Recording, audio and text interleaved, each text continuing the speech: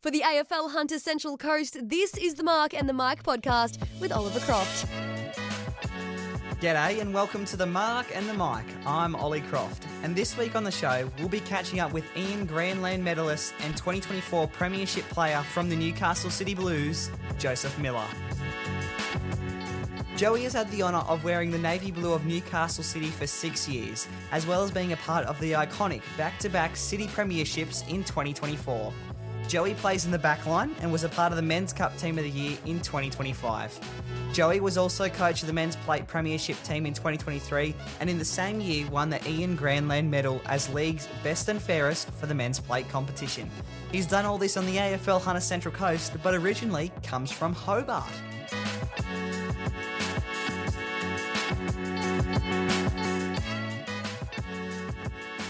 Joey, welcome to the Mark and the Mike. Thanks, mate. Good to be here, Ollie. Joey, one of my favourite parts of the AFL season is getting to see some of the photos that come out on socials. And I think one of my favourite photos is of you at the end of the 2023 Grand Final. Your two hands in the air, straight up, and just the look on your face. That was such an iconic photo. It must have been a good feeling, hey? Yeah, absolutely. I think winning Grand Finals is right up there as one of the best feelings going around. My brother-in-law actually captured that one, so a little shout out to Micah Olchin Photography for that one. So good to have your own little personal photographer at times. But yeah, no, great moment, 2023 Grand Final, great memories. Great bunch of boys and something that I'll remember forever. So very cool. Yeah, absolutely. Grand Finals are awesome. We're going to get to all that Grand Final stuff a bit later because you've been a part of many. But Joey, you are actually from Tasmania and actually won 4 premierships with the Sandy Bay Lions through under 16s, under 18s. Then you captained the state under 18 premiership team in 2012. You won the best on ground medal in 2011. But how did you come to the sport of AFL? Yeah, very fortunate to be part of a great junior club down there at Sandy Bay. A bit of a football factory, been some good players come out of there. I think for me, growing up in Hobart, AFL footy down there is huge. So lots of people love it. I grew up loving it. Probably my first real footy idol was my grandfather, who obviously I never got to see play, but he was part of Longford Footy Club in the north of the States, 1955 and 1957 premiership teams, and is a life member of that footy club and team of the century member. So sort of looking up to him and sharing a love of footy with my granddad is probably my first real memory of football. And I think it's probably just went from there. I loved it growing up as a kid. I started playing AFL when I was about 13 years old and haven't looked back. Played every year since. So talk to us a bit about your grandfather, Joey, team of the century. Why was he your footy idol? Fantastic grandfather growing up, very active, and just, I think just sharing that love, watching our beloved Hawks play when we could on TV together, and just hearing his old stories about something that we shared that passion for was really cool. So that was probably, where that all maybe started. Yeah, that's awesome. Fun fact, my pop's a fan of the Hawks as well. Oh, that's good. I'm more of a good Swans man. sort of guy, so it's always a bit of, Yeah, a lot of Swan supporters around this territory. Yeah, it certainly is. But the Sandy Bay Lions, can you tell us about your first training session with them, the first time you ever played AFL? Like I said before, I rocked up as a 13-year-old, so a lot of kids there had probably been playing since they were maybe 8 or 9, so I came in a little bit later than most. I remember my first training session, we were coached that year by Stephen Mount, who's an ex-Richmond player, premiership player in 1980, I believe. I remember being pretty nervous rocking up. I'd grown up kicking a football. Loved it, kicked it in the backyard, down at the park growing up. But definitely that first training session was something different. Remember feeling very nervous. I think adapted pretty quickly. Knew lots of guys there already, so had friends, and it probably made it pretty easy to slot in. You were a runner-up in the Rodney Eade medal in 2015 from just 10 games. So what did that season tell you about your own game at that stage of your career? Yeah, so at that point, I was playing for the North Hobart Footy Club, which was temporarily the Hobart City Demons for a couple of years. So 2015 was my last year there, or my third year at that footy club, which was part of the Tasmanian State League. So the Rodney Eade medal was the league best and fairest for the reserves competition. So my game at that point, probably for a good couple of years, I sort of sat in between senior grade and reserve grade footy in Tassie State League for most of the time that I was at that footy club. So I think for me, at that point in my career, I probably was at a stage where I could play really good footy at a second grade level, but then stepping up into firsts, probably struggled to make that step at that point in time as a sort of 18 to 20-year-old. But I think, it probably gave me a lot of confidence, knowing that the signs were there. If I could play well at a second grade level, if I worked hard, then I could establish myself as a good senior footballer as well. I mean, to get as close as nearly winning it, runner-up, still a massive achievement, so congratulations. I know it was a while ago. Yeah, it was a while ago, but yeah, thank you. And then you made the decision to move from North Hobart to Lindisfarne Footy Club in the SFL in 2016. So how important was playing alongside your mates in that choice? Yeah, lots of guys that I'd grown up sort of playing footy and cricket with and against at certain times. And I think for me, I was keen for a bit of a freshen up and something different at that point, and to sort of take, I guess, a step back from state league footy. And I'd probably found it a bit exhausting being on the fringe of first and second grade there, and was just excited to take maybe a little step back. Not that it was still a very serious competition, but not quite the state league level. To just go back there and play with some good mates and try to, I guess, rediscover a little bit of the love for it, which we did. And 2016, we had a good season. We finished runners-up. We lost the grand final by, I think it was 8 points that year. In one, we maybe could have won, which was disappointing. But I think one of my most enjoyable years of footy. Still a lot of good memories, great friends, guys that are still lifelong friends. I'm heading back to Hobart to one of the boys from Lindisfarne's wedding. So, yeah, lots of still great mates back there, and looking forward to catching up with them. Yeah, absolutely. And it's one of the things that a couple of footy players, they come in here and talk about it quite fondly, is mates from another footy club or mates they've made over their AFL journey. So I'm going to pose the same question to you. How important is mates in a game like AFL? Oh, very. I don't think I'd be playing AFL if it was an individual sport. I think for me, and particularly maybe moving up to Newcastle, I saw the footy club as where I would make my mates, and definitely where I have made my mates. So majority of my friends in and around town are through the footy club. I think it's so important. I think it's something that community sport does really well, and it's great. I think having those friendships in sport is such a good, easy way to do it, because you're out there, you're running around, very casual way to be able to meet people and get to know people, and then hang out and enjoy each other's company after a game or after training is always good as well. Do you have a maybe a fun memory or a good moment on the footy field you'd like to share with your mates? Playing with my brother the last few years has been really special, if that counts as a mate, but probably consider him my best mate, so we'll go with it. I think actually getting to run out alongside him, he's 6 years younger than me, so through juniors, obviously, I was playing senior footy while he was still underage and whatnot, so he moved up to Newcastle a couple of years after me, but the last 3 years we've been able to play alongside each other, and we've really enjoyed that. And I think, probably winning the 2023 Reserves Premiership, finally getting a premiership together, that was really special. I think that was probably the one moment that sort of felt like it had all come together, and to win a premiership with my brother was pretty cool, yeah. Yeah, awesome. That's really well said, Joey. Yeah, great. So you touched on it before. We'll come back to Lindisfarne. Two close ones in 2016, 2017. So 2016, you lost one by 8 points. The grand final, 2017 grand final, then lost one by 5. And to still have the hunger to go again. Losing those couple of grand finals was pretty hard to cop. We had a very strong team back at Lindisfarne through those years, and definitely had our opportunities to win both those grand finals, but unfortunately it doesn't always go your way.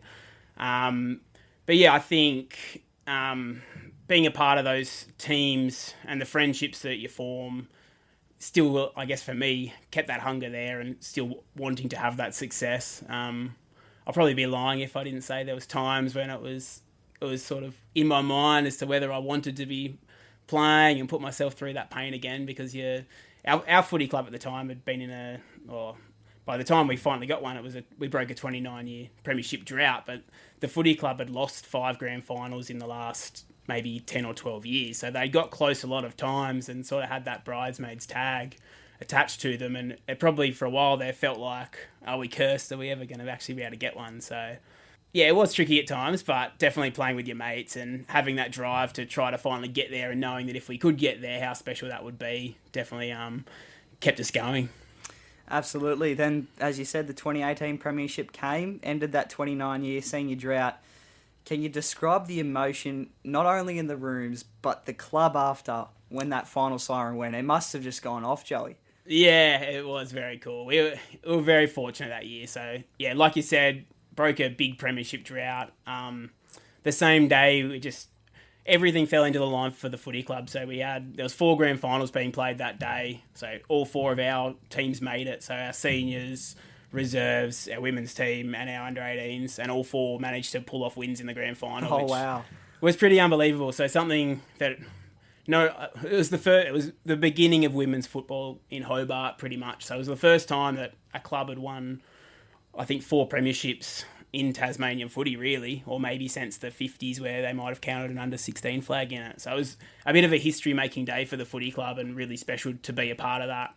So, yeah, the feeling was definitely probably nothing like I've ever felt before, really. Out on the ground after the game to have finally got a senior premiership was something that we'd worked so hard to do and was definitely lived up to the hype and well enjoyed. And then, back at the rooms, it was packed and could hardly move, and to sort of know that lots of these guys that have been supporters and volunteers of the club for a long time, for them to finally see that success, and particularly the success of the senior team, was very special, and for a lot of people meant a lot. So yeah, it was really cool. Have you ever thought about turning that day into a movie? Because that just sounds like the best story ever, doesn't it? You know, it was cool. Yeah, no, I think it would be cool. I'd definitely watch it. Yeah, absolutely. Because then in 2019, it was the first back-to-back senior premiership at that same club. In its 100-plus year history, when did it hit you guys how significant that achievement was, how exciting it really was to be a part of that time? Yeah, it was really cool. And something I'll definitely remember forever. But I think at the time going into it, we knew what we could achieve and the history that we could achieve for the footy club and be a part of if we could have pulled it off. And fortunately we did. We played really well again on 2019 grand final day. Unfortunately, our reserves lost that year, so the feelings were probably a little bit mixed because a lot of our mates that were part of that team didn't quite have the same success. But from a personal level and from our team, the excitement was obviously huge again, and to get that back-to-back for the club, it was really cool. I think at that point the club had maybe won 5 or 6 premierships across its 100-year history. They've won another one since I've been up here, but to sort of be a part of probably the changing of the guard for that footy club in terms of them having come from being maybe cellar dwellers for a while into a competitive club, but then to finally be a part of those teams that could turn them into a powerhouse of that competition was pretty cool and very special. Absolutely. Yeah, wow. That's just amazing. Thank you for sharing that, Joey. Really appreciate it. And through all these grand finals, the premiership cups, and, watching the Hawks with your pop and everything like that, did you ever think that AFL was your dream job? Did you ever picture yourself on the MCG one day? Yeah, certainly as a kid, I would have loved to have done it. Definitely for myself, never at that level to probably seriously see it as an option. But it was definitely the dream, as it is for many kids. But still love it and live and breathe it, and feel very thankful that I've been able to have the success that I have at a local level and the friendships that I've formed through footy, and wouldn't change it. Yeah, that's great. I wouldn't change a thing either if I was you, if I'd had that much going on. And so when the Tasmania Devils get up, would you be in full support of that, having done a lot in Hobart? I very much support the Tasmanian Devils getting up and a stadium being built down there. I'll probably still follow my beloved Hawks, but I'll definitely have a very soft spot for that Tasmanian team, and feels a bit criminal to say, but I feel like they'll definitely become a bit of a second team for me, and I would love to see them do well as well, yeah. And you've also got, fast forwarding to present day, Joey, you've got 2 young boys. What do you hope they learn from watching you play footy? That's a very good question. I've got 2 young boys, a 4-year-old and a 1-year-old at the moment. So they keep me pretty busy and they're a lot of fun. But I think maybe lessons from footy, I'd like to see them watch me play footy and enjoy it. I think for them, whether it's footy or anything else, I want them to be able to find what they're passionate about and what they love doing as they grow up. So if they can watch me play footy and see the enjoyment I get out of it, see the friendships that I can form out of it, the being active and staying fit side of it as well, I think if they can see that and mirror that somewhat in their lives as they grow up, that'd be really cool to see. So when off-season rolls around, Joey, after October, after all the grand finals sort of finish up, what are your thoughts coming into summer? Are you glad it's over? Are you sad it's over? Do you pick up the cricket bat, score some runs, or what do you do on the off-season? Yeah, so I used to pick up the cricket bat as a kid up until I was about 19. I still love my cricket, but I played cricket.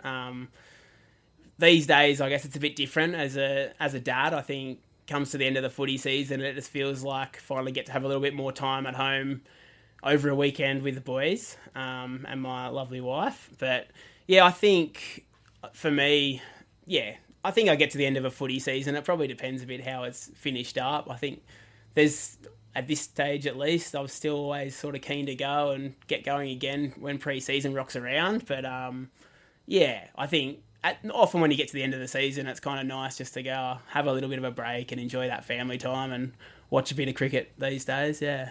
Yeah, absolutely. But you now play for the Newcastle City Blues, a premier team of the AFL Hunter Central Coast. You're about to go into your 6th season with them. Yeah. What an honour it must be to play for the Blues. Yeah, it's a great footy club. Very fortunate to have been a part of it for the last 5 years and heading into my 6th. I really enjoy it there.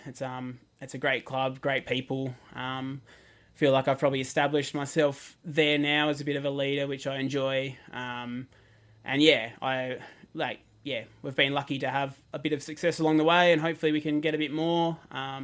Really enjoy it. Enjoy running out there with my mates and helping develop some of the younger guys coming through as well. And hopefully we can turn a lot of our younger guys that have come through our junior program into really good quality senior footballers and also just good quality young men as they're coming through as well. Absolutely. And Joey, it's great to have people like yourself on the AFL Hunter Central Coast that like to play their footy and do well at their footy, but also develop those younger kids into having a good solid club to play at. So that's great that you're heavily involved in that. Focusing now solely on the AFL Hunter Central Coast, Newcastle City have appeared in 16 grand finals since 2000. 10 of those were premierships. How many have you played in for Newcastle City? I've played in one senior premiership in 2024, and I was the playing coach of the reserves in 23, so 2. Okay, cool. Yeah. So if you look closely at that premiers list, Newcastle City appeared in 6 grand finals in a row between 2006 and 2011. You were at Hobart at the time, but they won 4 of them. When you look back on a club's history like that, does it make you thirsty to continue that streak of dominance for Newcastle City? Yeah, absolutely. I think looking at the history that the club has, it probably adds an element of pressure because the success is almost expected to a certain level.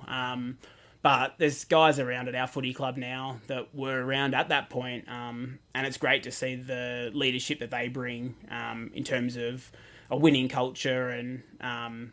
or not just a winning culture, but a good, solid culture around a footy club too. And I think Newcastle City's success has been built on like a mix of guys coming in and local guys, but built on actually building a good football club first and foremost. So trying to have good people around that you can then work. Like the footy, I guess, comes second to that. So having the good people and then guys that are willing to work hard and hopefully if there's a bit of talent there and you mix that together and then try to have that success. And it's a good mentality to have in a footy club. All of the Black Diamond Cup grand finals since the year 2000, only 5 teams have appeared in them. So those teams being Cardiff, Terrigal Avoca, Killarney Vale, the old West Wolves and Swans, and Newcastle City. Every single one of those clubs, except the Wolves and Swans, have been premiers and runners-up. And Newcastle City have been in every grand final since 2023. Can we expect to see the streak keep going for you guys this year? Who knows? I certainly hope so. I think, to be honest, this year's probably going to shape up as one of the closest years that Hunter Central Coast will have seen. I think last year we probably saw a little bit of that. I think, obviously, we ended up Terrigal as premiers and City runner-up, which is probably the same 2 sides. But I think the competitive competitiveness levels were certainly there. We saw last year Warners Bay finish as minor premiers. Maitland beat us in a game. We had Killarney Vale and Cardiff beat Terrigal. And everyone was sort of competitive along the way. Nelson Bay came into finals as well. So I think last year probably showed the signs of a good even competition, and I think that will only continue to happen this year. But I guess from a city perspective and from my perspective, we'd certainly love to be there again at the end of the year. So that's definitely our goal, yeah. So this dominance, I mean, having been a part of the club for 6 years, can you maybe shed some light on what's behind it all? Like, what does training look like for you guys? Do you rewatch footage on Bar TV? Do you train 3 days instead of one? How does a team with this sort of record pull together, Joey? And it's okay if you don't want to spill all the secrets. No, that's okay. No, I think at the end of the day, there's probably a few different rumours out there on what people think we do, but I think we're probably very similar to every other footy club out there. We train 2 nights a week. At the moment, we've been sort of doing a little bit of a Saturday morning run for guys that are keen. But generally, through the year, it's always just 2 nights a week training. Yeah, and I think, like I say, I think we are fortunate that we have a, I guess, big catchment area. We have a really good junior program, but I think first and foremost, it probably has stemmed from having good leaders around the footy club, and I think there's been certainly some consistent leaders in our footy club for many, many years that have probably been involved in winning cultures themselves and then been able to help sustain that at the footy club. And I think you look at Terrigal Avoca and what Bishy's done there, and they've probably got a very similar culture and had that similar level of success. And I think probably that too may have stemmed from having good, solid leaders in those positions for a long period of time. And you talk about good, solid leaders. Talk to us a little bit about your mate, Mitch Crawford. He's done spades for Newcastle City. Yeah, he certainly has. Absolute legend on and off the field, Crawf. So, yeah, he's obviously coached us the last couple of years, but been a leader of the footy club for many years prior to that. Yeah, a great mate of mine, and been lucky to obviously share the 2024 premiership together. But yeah, absolutely fantastic footballer, steps up in big moments of big games. Certainly someone that I'm glad is on our team and not the opposition. Yeah, he loves the pressure moment, and yeah, great fella, great footballer. I love how you described him as someone you wouldn't want on the opposition. That immediately paints a picture. So, you talk about 2023 being a playing coach and winning the reserve grade grand final. The same year, you also won the Ian Grandland medal for men's plate best and fairest. You actually shared that with Braden Toz from the Wyong Magpies. But still, what a great honour for you. Yeah, first time winning a association best and fairest for me, so that was very cool. Yeah, I think 2023 was just a really special year of footy for me. I think it was the only year that I've coached my own team and really enjoyed doing that. So to sort of do that and have the backing of my wife to probably spend a lot of time focusing on footy and trying to set myself up to have the best year that I could was great. And yeah, I guess was able to get the rewards that year, most importantly as a team, but then to have that little individual honour there as well was a nice little cherry on top. Some argue it's the biggest grand final rivalry ever, so bigger than Terrigal and City, Killarney Vale and Terrigal, Maitland and Singleton. You'd probably know it's Cardiff Hawks versus Newcastle City, and it was also the 2024 Men's Cup Grand Final. Can you take us inside the fire between the Cardiff Hawks and Newcastle City, Joey? I mean, what a contest it is when you two guys meet. Yeah, it certainly is. It's a fantastic rivalry that we've got with Cardiff. Yeah, I think that 2024 Grand Final was very special. It was a pretty fiery contest, obviously. Tension started to boil over a bit at half-time of that game. But, yeah, I think there's certainly a mutual respect of the footy clubs and what Cardiff have achieved. And, yeah, I think that rivalry is strong and it's good to see, and we love coming up against Cardiff. Had a really good game against them earlier on last year where we beat them by sort of less than a goal, I think maybe coming from behind at three-quarter time. But, yeah, fantastic rivalry, and, yeah, hope to play in many more City and Cardiff games because, yeah, certainly good ones to run out there and play.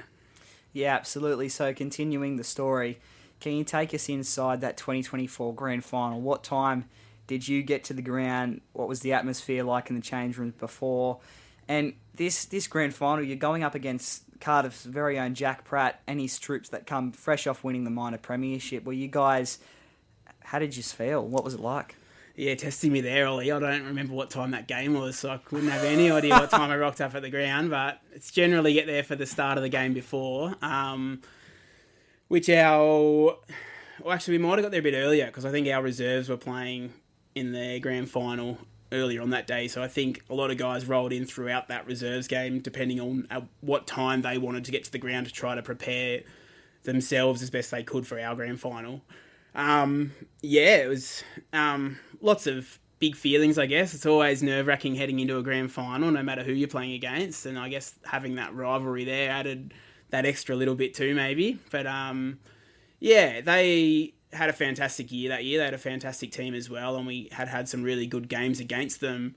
I think we had a quite confidence in our game and our ability. We'd beaten them in the second semi-final a couple of weeks earlier and played really well, and thankfully the grand final probably mirrored that game a lot in that we were able to get off to a quick start and sort of hold on from there. But I think in terms of the preparation for that game, it's definitely lots of nerves, as every grand final is, but just excitement to get out there and wanting to try to do the best that you could to get the result at the end of the day. Yeah, I mean, it was extremely hotly contested.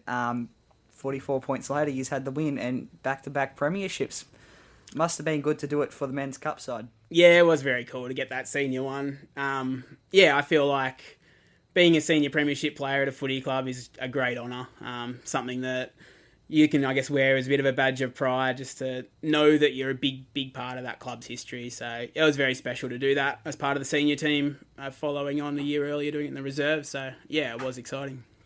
And so this last year just gone, 2025, completely dominated the competition, it was an extremely windy day at Warners Bay Fane Oval. You took the Bulldogs by 113 points in the qualifying final to get straight to the big dance. I mean, here you are at a chance for a three-peat, and with such a dominant scoreline as well. Yeah, it was interesting. I think, unfortunately for Warners Bay, their preparation heading into finals probably wasn't great. I think they'd missed a bit of footy through weather and maybe where their bye had landed, and we'd been trying to build, I guess, our squad to be peaking at the right time, which that day we certainly did. We unfortunately probably played our grand final on that day, and it all came together 2 weeks too early for us. But it was a bit of a crazy day.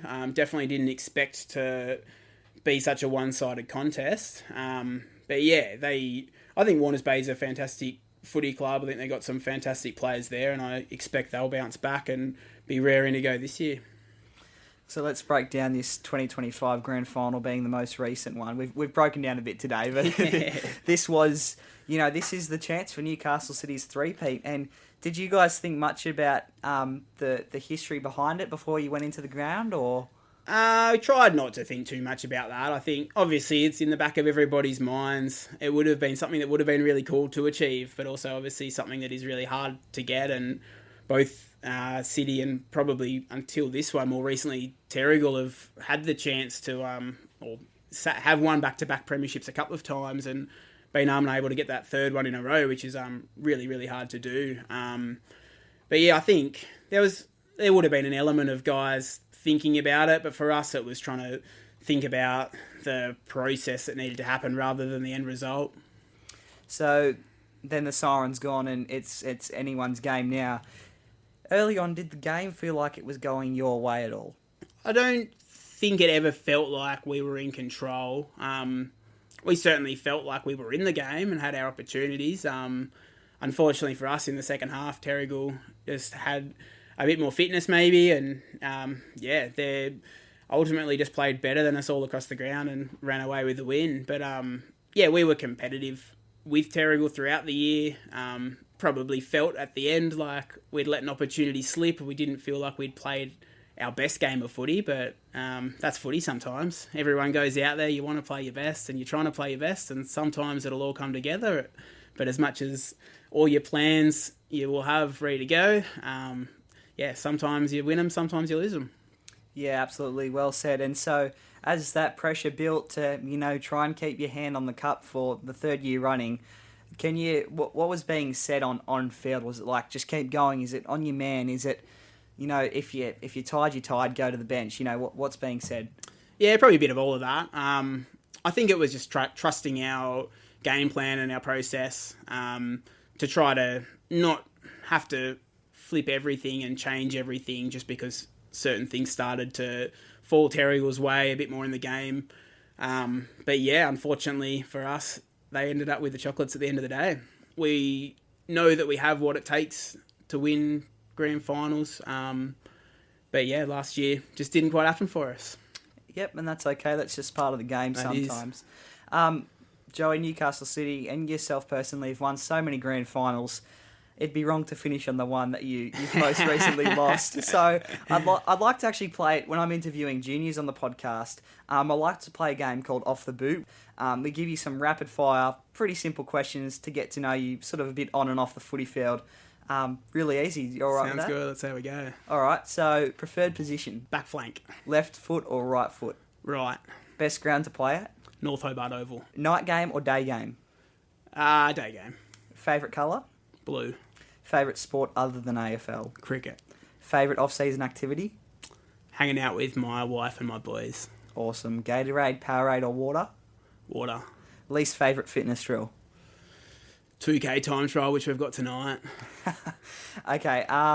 You've said this earlier. AFL or AFLW club you grew up supporting? Hawthorn. Number you'd wear if you had a choice? 5. Set shot or snap? Snap. Wet weather or dry deck? Wet weather. After match feed? Pizza. Favourite opposition?